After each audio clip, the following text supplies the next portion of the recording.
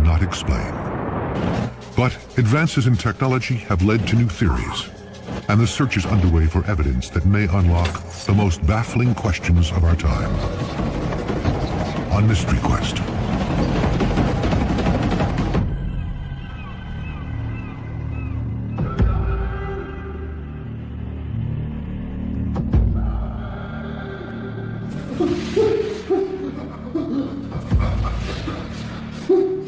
Solitary confinement. A mattress and 4 bare walls. Reserved for the worst offenders. Get me out of here! There's nobody in here with me!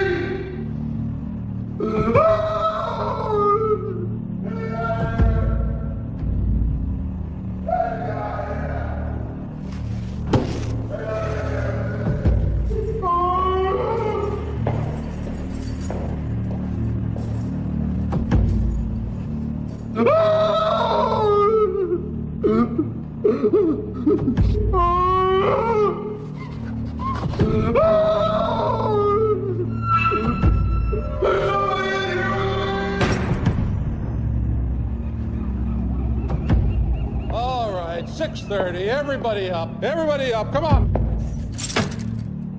6:30, time to move. But one prisoner can't move. He's dead, with mysterious marks around his neck. Help here! Little help! Who or what killed this man inside America's most secure prison?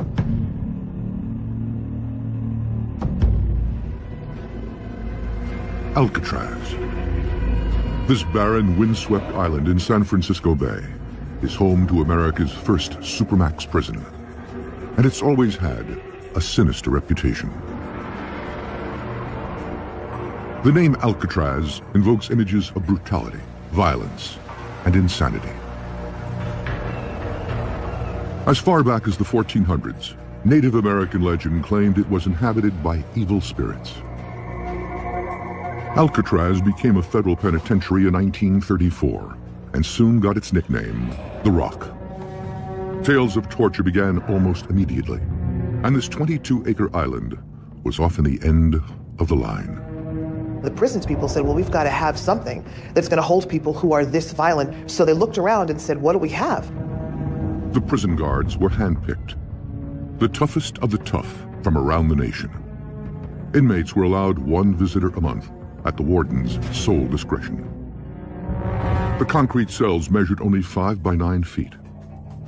Inmates weren't often allowed to speak, the loneliness driving many insane. Alcatraz was the last resort. This is the place that you came when they couldn't handle you. They decided this was the place that was going to handle you for good. Official records are imprecise, but 64 men are said to have died, either behind these bars or trying to escape them. When inmates began committing suicide, using any means available, rumors started to circulate that the prison was haunted.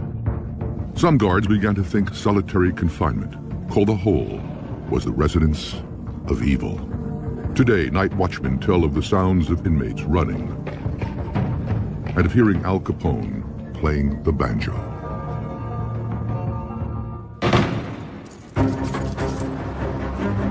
Now, Mystery Quest will travel to the island and investigate these mysterious happenings. The science team will search for evidence of paranormal activity. I'm hearing words. They're crying for mercy. To do this, they'll use a variety of highly sensitive state-of-the-art equipment to record overnight activity on the island. This recording is basically a sound recording of speech. And the expedition team will investigate the only reputedly successful escape from Alcatraz. This is the place nobody leaves, and they left it. They'll examine the route the escapees would have taken and whether they could have survived the frigid waters. And Mystery Quest will also reveal what the escapees would look like today if they managed to survive. Alcatraz was America's most notorious and inescapable prison for 3 decades. But in 1962, 3 inmates, Frank Morris and John and Clarence Anglin, decided to test this reputation.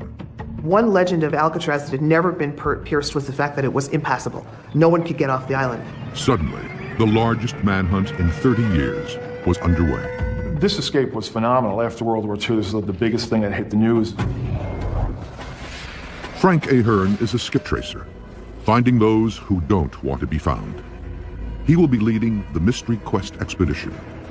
He has spent years researching the Alcatraz escape, one of 14 escape attempts in the prison's history. Of the 36 prisoners who risked their lives to get off the island, 23 were quickly recaptured. 6 were gunned down by guards before they got to the water. 2 drowned and their bodies were recovered, while 2 others are listed as missing and presumed drowned. As much as hope tended to die when people reached Alcatraz, one hope that they had was that they could get off. A guy would see a moment where he could sprint for freedom, and it would be impulsive. And a guard would say, "Stop or I'll shoot," and he wouldn't stop, and they would shoot, and that would be it. And then you would have those where they planned for months. Convicted bank robbers, Morris and the Anglin brothers, spent 6 months preparing their breakout. Each man had a job in a workshop, giving them access to everything they needed. These guys were smart. What they did was they used tools around them to make the escape. They made rafts and life preservers from stolen raincoats and came up with a clever way to cover their tracks. So when the guards came by, they had to have realistic devices in the bed that looked like they were sleeping. The prisoners painted papier-mâché heads to leave in their beds, and they tunneled through their cell walls with relative ease. The prison had been built 20-some years before, and the salt water that was going in through the prison walls and through the plumbing was eroding the concrete. Actually, the guards themselves were very surprised that it was easy to dig through with small spoons and tools of that nature. On June 11th, 1962, Morris and the Anglins slipped through their cell walls and began climbing up a utility shaft. And they just made their way up, up, up. And the final thing that they had to go for was the metal air vent on the top that was like a wagon wheel. Next, they crossed the roof and shimmied down a drain pipe to reach the ground. They got to the water and they put their flotation devices together from the raincoats and basically sailed away. Frank Ahern believes the 3 escapees would have headed for Angel Island, 2 miles across the bay. But it wouldn't have been easy. The bay's waters are frigid. The average June water temperature is just 52 degrees. The tides are also treacherous, and the bay is trafficked by dozens of ships daily. Additionally, the escape took place at night, making the swim far more dangerous.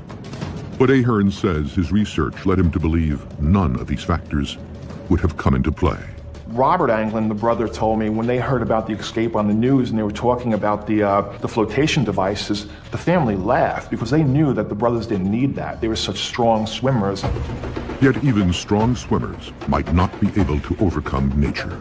A grown man would start experiencing the early symptoms of hypothermia probably in the first half an hour.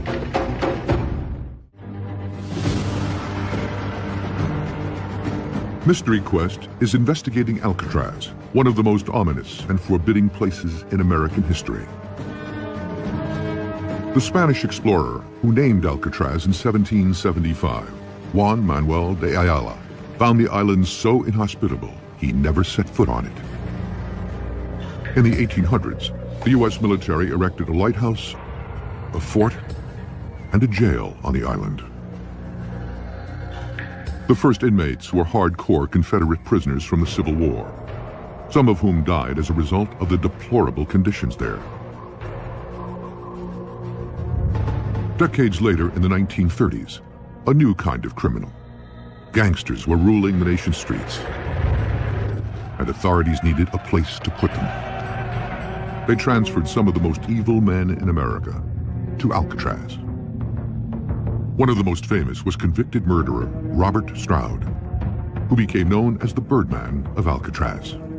He remained a violent inmate, but in prison he grew fascinated by birds, eventually raising some 300 in his cell. He even wrote 2 books on the subject. Gangster Al Capone went from public enemy number 1 to inmate 85 on Alcatraz. In solitary, Capone began a physical and mental decline from which he never recovered. And racketeer James J. Whitey Bulger, currently a fugitive on the FBI's 10 most wanted list, also served time on the Rock. I think that you really could say the men weren't hardened by being here, they were softened. Al Capone, who had lived high off the hog in every other place that he had been, basically came here and eventually after a few months said to the warden, I guess Alcatraz has got me licked. Life on the island was so harsh that self-mutilations and suicides weren't uncommon.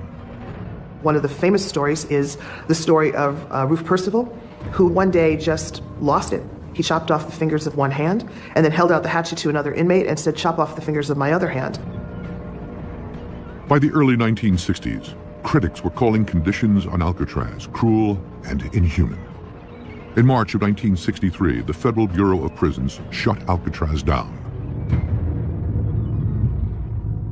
But the reports of ghostly apparitions here never stopped. The Mystery Quest science team is traveling to Alcatraz to search for evidence of hauntings. Tom Netzband, a San Francisco ghost hunter, leads the group, which will spend the night on the island. Psychic Carla Barron has been called in to help choose where the team should focus their investigation.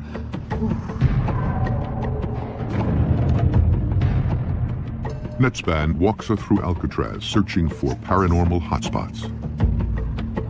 To help identify the areas, they key in on pockets of extreme temperature change. Normally, I'll get cold because spirits join with me for the warmth. They join with me for the life force. Barron believes a spirit can drain energy from a room, lowering its temperature. I'll register the cold even before a thermometer or some sort of measuring device will measure the cold. Very cold, like, feel my hands. Ice cold. Oh, jeez. Oh, my God. Just all of a sudden, right here.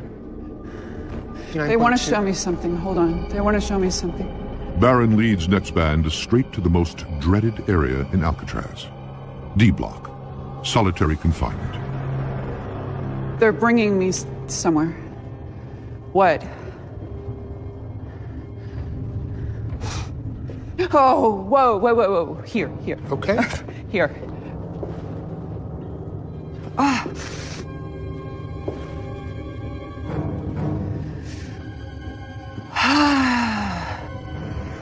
What is this? This is the hole. This is what they would call the hole. So prisoners would be locked in these pitch black cells, sometimes for weeks. She reaches the last of the cells. Ah, cold. Number 14. Really cold. This cell was said to be where an inmate was murdered by an unseen intruder.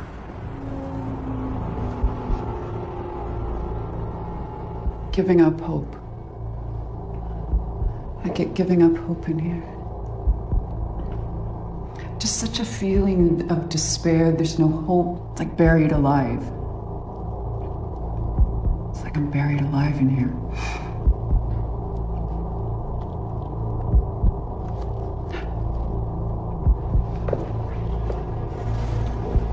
Barron is drawn from D Block to another notorious area of the prison, the hospital. What's going on here? Ah. Oof. Oh, yeah. Ah. You okay? Yeah, that was weird. I felt like somebody stabbed me in the back almost. Wow. Like. We're gonna definitely set up some equipment in here then. Fight. Getting Riot. Fight. Fighting, rioting. Many. Not just one. I just got a spike over here. Whoa. Cold. Oh, God. Oh, Netzband again begins to register a drop in the room's temperature. 64.5. Blood. I'm seeing blood. 62.9. 62.4. 61.3. There's something to be known here. There's something we don't know yet. There's a secret. Barron chooses D Block and the hospital to become the focus of the investigation.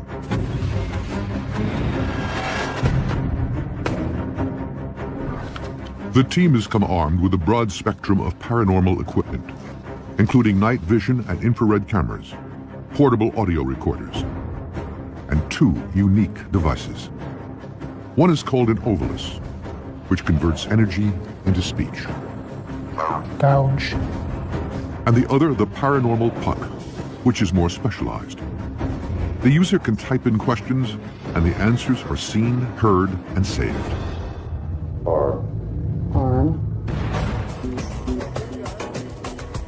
The team unexpectedly gets its first piece of evidence, recording an EVP, or electronic voice phenomenon, in the hospital. Hey guys, Hey. I think I caught something already in the hydrotherapy room there. Listen. Ghost hunters say EVP recordings are spirits attempting to communicate from beyond the grave.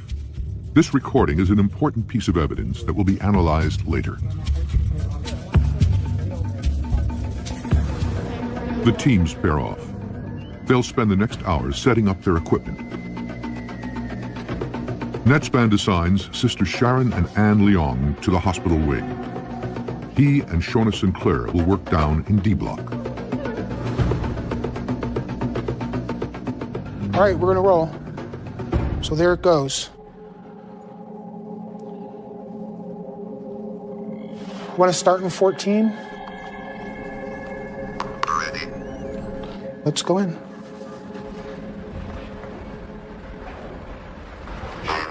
Pain. Jolt. Energy. Is there anyone here? Starting to get a little bit of a headache in here.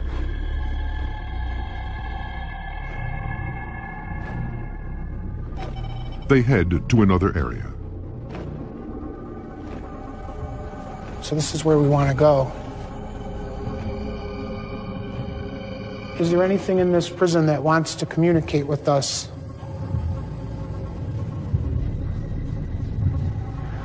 So I get this really weird feeling, like I'm being watched or something. You know? Yeah, I get that feeling too. Did you see that? What'd you see? It just looked like I saw somebody walk past there.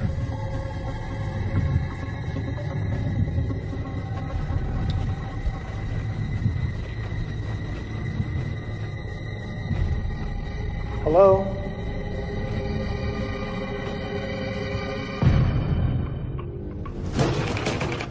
The investigation into whether Alcatraz was truly escape-proof is focusing on the swim Frank Morris and Clarence and John Anglin may have made. It is known the men entered San Francisco Bay sometime during the night of June 11, 1962. They would have battled strong currents, heavy ship traffic, and hypothermia, a dangerously low body temperature.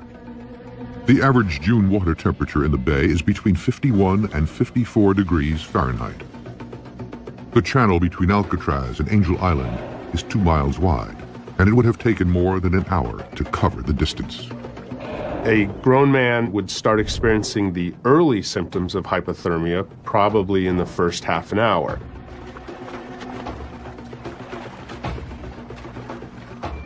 Hands become numb. Uncontrollable shivering begins. As blood vessels constrict, muscles cramp and are hard to coordinate.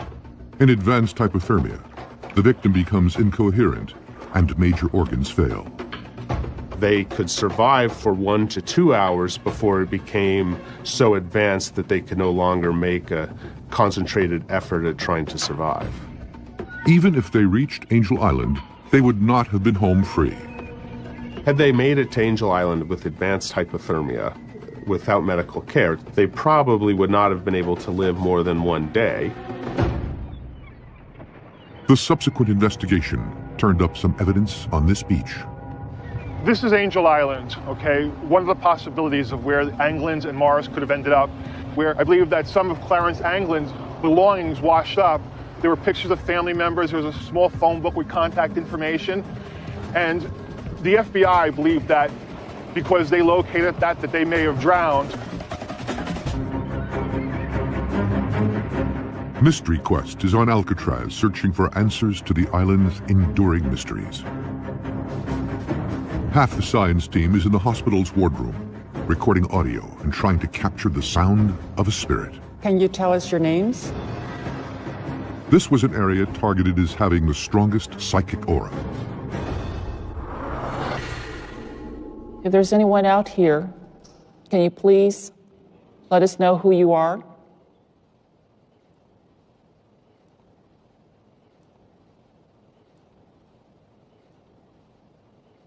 How many of you are here?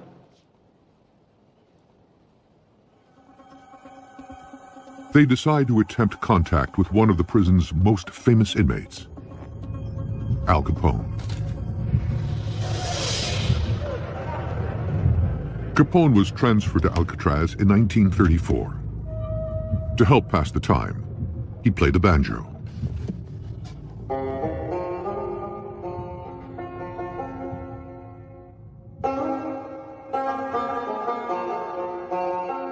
It's been reported that a banjo has been heard echoing through the now deserted prison ever since.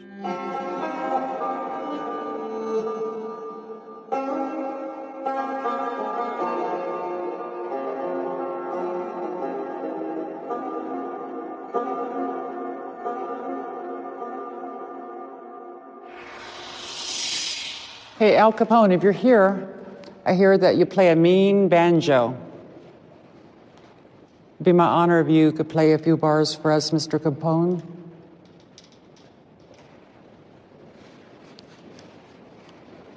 Let's hear some banjo music. The sisters head towards the hospital room where Robert Stroud, the Birdman of Alcatraz, spent 11 of his 17 years in the prison. Okay, so this is Robert Stroud's cell. You have the trigger objects? Mm-hmm. Okay. The Leongs have small plastic birds that contain a motion and light sensor just under their beak. See, the sensor's down here. When triggered, they sing. The sounds are actual recordings of birds Stroud would have known. A blue parakeet, an American goldfinch, and the northern saw-whet owl. If the birds react while everyone is still, they may be registering Stroud's presence.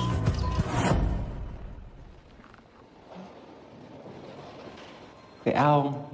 That's weird. You're not even standing near the owl. No, I'm not. And you're in front. Are you standing by the owl, Robert? That's an owl.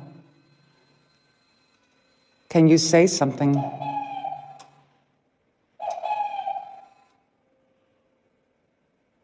Thank you. Neither sister was standing in front of the owl.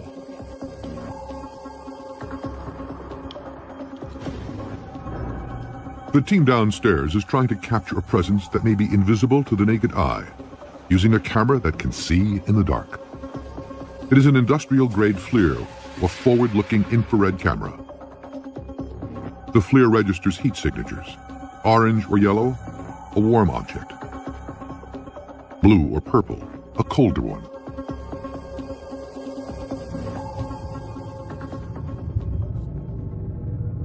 So let's go back into 14, because that seems to be where all the activity is.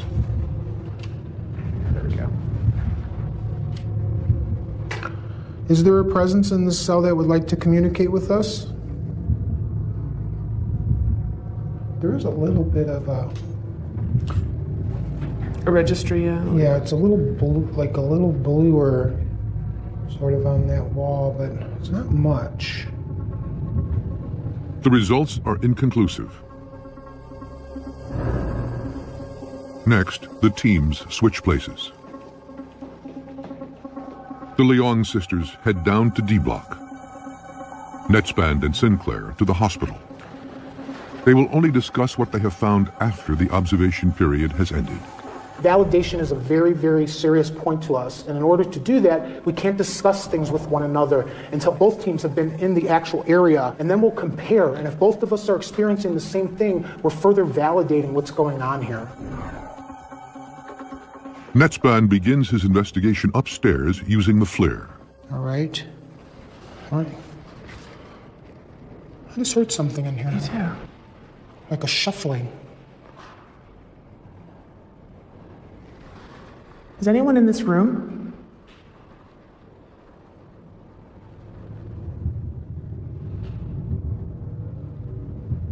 Did you hear that shuffling in here? Yeah. It was like, Yeah, I heard that.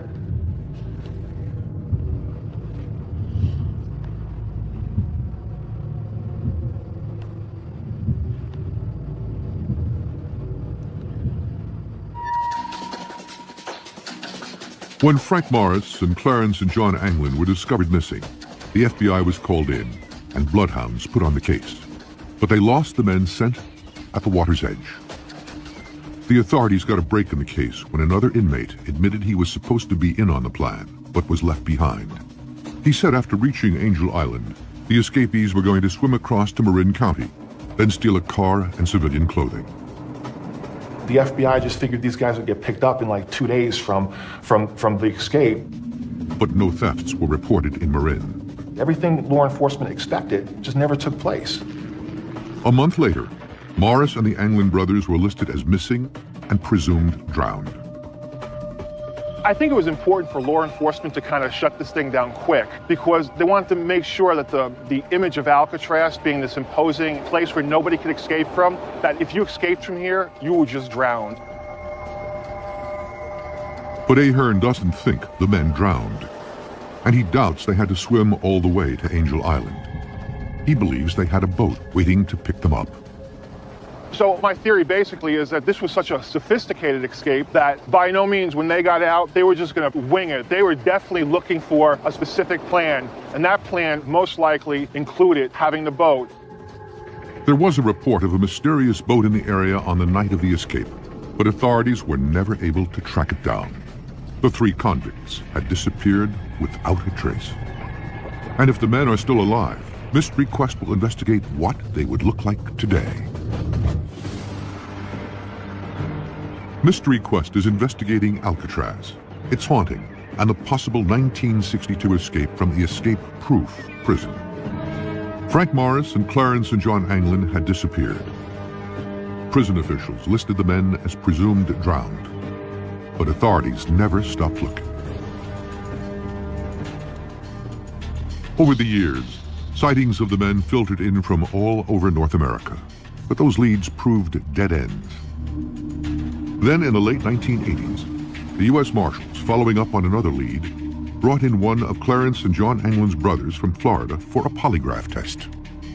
They brought Robert Anglin, the brother to Clarence and J.W., in for a polygraph test somewhere around 12 and 15 years ago. It tells me that law enforcement must know something that they would bring the brother Robert Anglin in 25 years later if there wasn't something beyond what we know.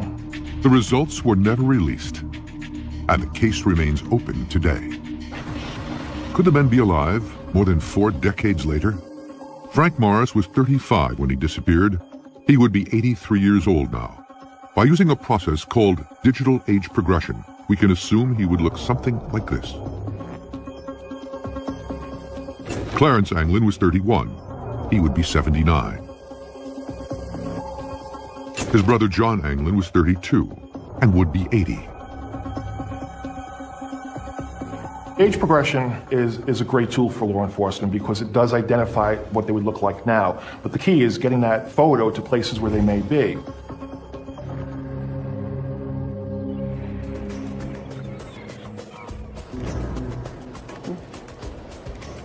The Leong sisters are headed to solitary confinement. Let's go look at cell block D. Okay. They will be using a new device, the Paranormal Puck. With it, the user can type in questions, and the answers are seen as well as heard and saved. Sacrilege. They decide to investigate Cell 14, where an inmate was reported to have been found mysteriously murdered. Okay, I'm gonna put the puck back in. Anne Leong stops at the door. There's something repulsive about the smell of this room. I'm gonna just stay out. I'm gonna ask it a question.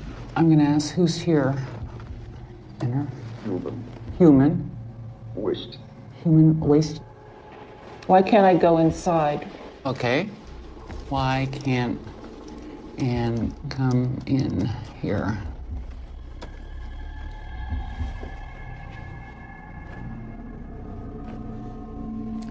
So there's no response? No, not to that question.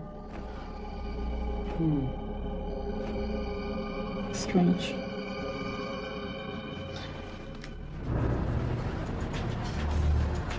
Tom Netzband and Shona Sinclair are in the hospital's pharmacy.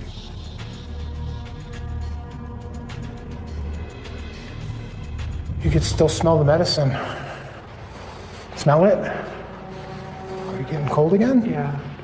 Let's do some temperature readings. It's about 65 degrees in here. The temperature begins to drop.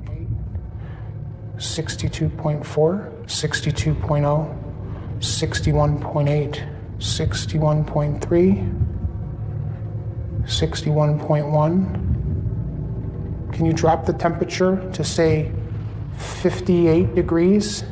60.4, 59.8. Come on, 58 degrees. If you're here, drop it lower, please. 59.3, 58.8, 58.6. You're almost there. Come on. 58.5, 58.3, 58.1. Just bring it down. It's a little bit more. 57.9. Thank you. Thank you. Thank you for doing that. Thank we know you. you're here. The drop happened in just minutes.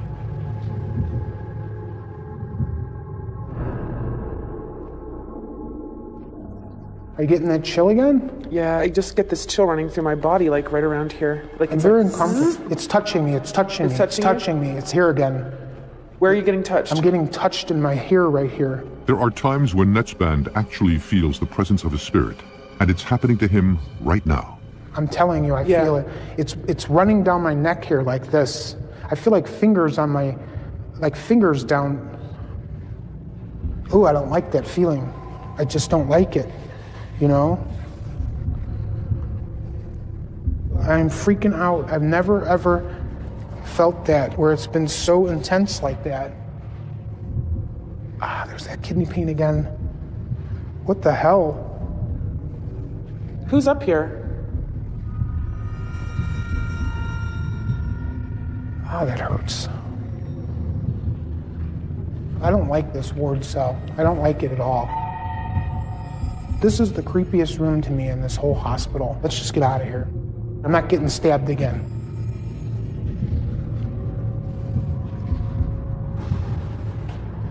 Netzband decides to wrap the investigation.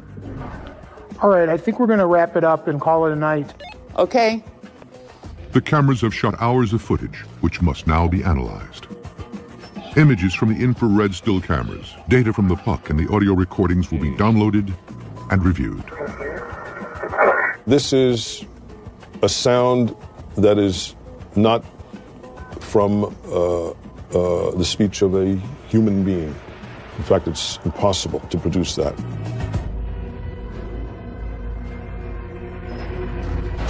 Mystery Quest is investigating the most notorious prison in U.S. history, Alcatraz.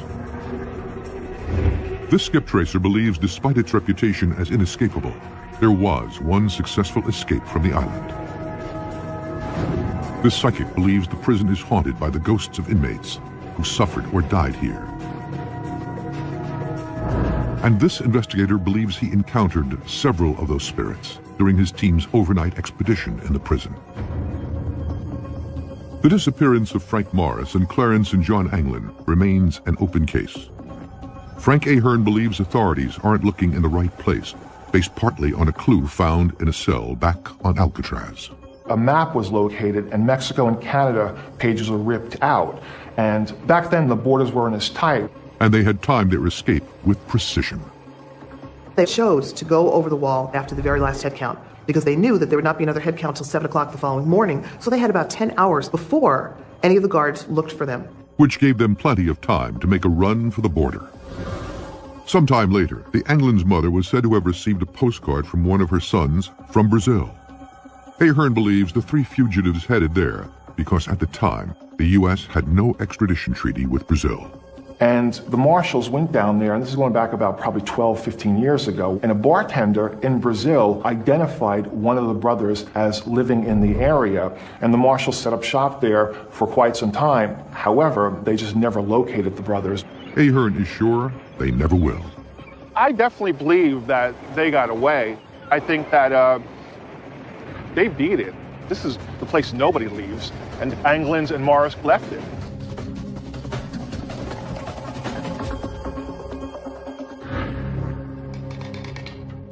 The science team gathered important evidence, including hours of video from nearly a dozen cameras, data from the paranormal puck, digital images from infrared still cameras, and audio recordings. Now, Mystery Quest is examining the results. The prison's hospital appeared to provide the most paranormal activity. In the pharmacy, Netzband recorded a steep temperature drop on his ambient temperature meter. And we actually were using it to communicate with the spirits and asking them, can you drop the temperature to, say, 58 degrees? And slowly, it continued to drop. Right in front of our eyes. Right in front of our eyes. Now, keep in mind, the same thing happened with Carla. She physically felt it. But I definitely was able to validate that the temperature was dropping in the hospital on 2 different occasions. In the hospital's ward, Netzband actually felt a spirit touch him. I'm getting touched. And the team wanted to review the moment. But though his colleague's night vision camera was clearly on, and so was the record light, this section of tape was mysteriously blank. The group moves on to evidence from the motion-sensitive birds left in the Birdman cell. So here we're trying to test the birds to see where we're walking across in front. And it's really funny that Sharon never once went past the owl. And when you can see the video clip here, the owl was just hooting. So that's amazing. I think that's pretty cool, yeah. Well, I guess if you really want to contact Robert Stroud, then you would bring some birds. The team also recorded various EVPs, or electronic voice phenomena. I went into the hydrotherapy room, and remember, I played it for you. What do you think it said? Bless you. One more time. I love you. I love you. Yeah, that's what I hear too. This recording, along with several others, was sent to Paul Ginsberg, a forensic audio analyst. Now, this is called a time domain waveform, where we see the actual wave itself, the sound. It's a pictorial representation. Ginsberg works with the CIA and FBI, examining audio evidence and providing expert testimony. And from left to right, we have time. And when there's something loud, it will have these larger excursions than when it's low. After we have normal speech, there is a burst of energy. And this is a sound that is not from the speech of a human being. In fact, it's impossible to produce that. There do seem to be words spoken, and not by a human. The team has another EVP that was captured in the wardroom. They asked, how many of you are here? Wow. 50 more or less? I hear 50 just about. Yeah, I hear I heard that. Look at. How many are you?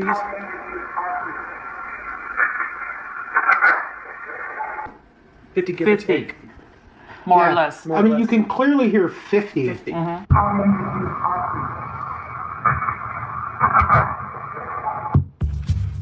These sounds are well above the range of the human voice spectrum.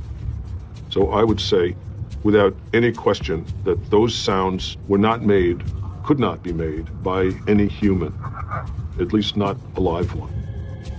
I would love to have some hard evidence that this, in fact, is a connection to the beyond and that there are other worlds out there. But right now, I'm still skeptical.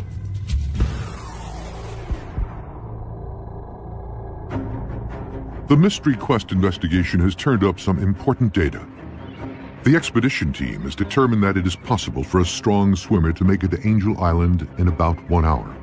This means escapees Frank Morris and Clarence and John Anglin could have survived the hypothermia-inducing cold water of San Francisco Bay. The Mystery Quest science team gathered data that seemed to indicate there is some sort of non-human entity on the island. While the mystery of this place endures, this investigation has brought us closer to understanding notorious Alcatraz Island. People came here and hope died, and it makes total sense to me that an island like this would hold a reserve of energy that's ugly and evil and frightening.